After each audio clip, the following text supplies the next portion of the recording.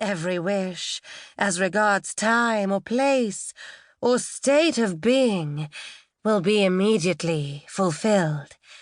And so at last, man will be happy here below." "Do you seriously believe it?" replied Care, in a severe tone of reproach. "No, he will be very unhappy, and will assuredly bless the moment when he feels that he has freed himself from the fatal shoes." "Stupid nonsense," said the other angrily. "I will put them here by the door. Someone will make a mistake for certain and take the wrong ones. He will be a happy man." Such was their conversation. 2. What happened to the counsellor? It was late. Counsellor Knapp, deeply occupied with the Times of King Hans, intended to go home, and malicious fate managed matters so that his feet, instead of finding their way to his own galoshes, slipped into those of Fortune. Thus caparisoned, the good man walked out of the well-lighted rooms into East Street. By the magic power of the shoes, he was carried back to the Times of King Hans, on which account his foot very naturally sank in the mud and puddles of the street, there having been in those days no pavement in Copenhagen. "Well, this is too bad.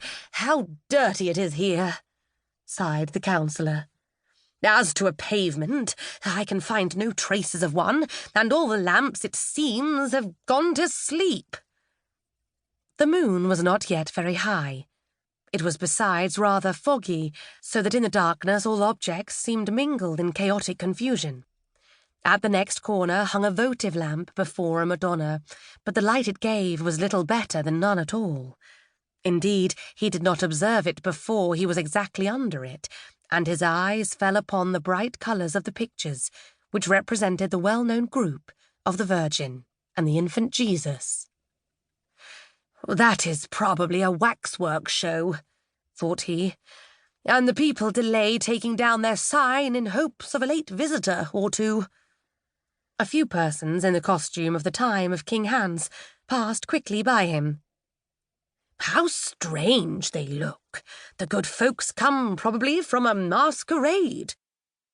Suddenly was heard the sound of drums and fifes. The bright blaze of a fire shot up from time to time, and its ruddy gleam seemed to contend with the bluish light of the torches.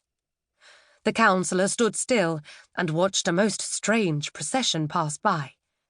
First came a dozen drummers, who understood pretty well how to handle their instruments.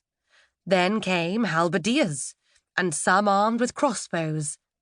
The principal person in the procession was a priest. Astonished at what he saw, the counsellor asked what was the meaning of all this mummery, and who that man was. "That's the Bishop of Zealand," was the answer. "Good heavens! What has taken possession of the bishop?" sighed the counsellor, shaking his head. It certainly could not be the bishop, even though he was considered the most absent man in the whole kingdom, and people told the drollest anecdotes about him.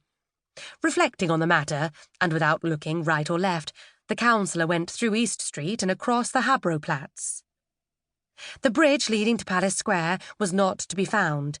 Scarcely trusting his senses, the nocturnal wanderer discovered a shallow piece of water, and here fell in with two men who very comfortably were rocking to and fro in a boat. "Does your honour want to cross the ferry to the Holm?" asked they. "Across to the Holm?" said the counsellor, who knew nothing of the age in which he at that moment was. "No, I am going to Christianshafen, to Little Market Street." Both men stared at him in astonishment. "Only just tell me where the bridge is," said he. "It is really unpardonable that there are no lamps here, and it is as dirty as if one had to wade through a morass." The longer he spoke with the boatman, the more unintelligible did their language become to him. "I don't understand your Bornholmish dialect," said he at last angrily, and turning his back upon them. He was unable to find the bridge. There was no railway either. "It is really disgraceful what a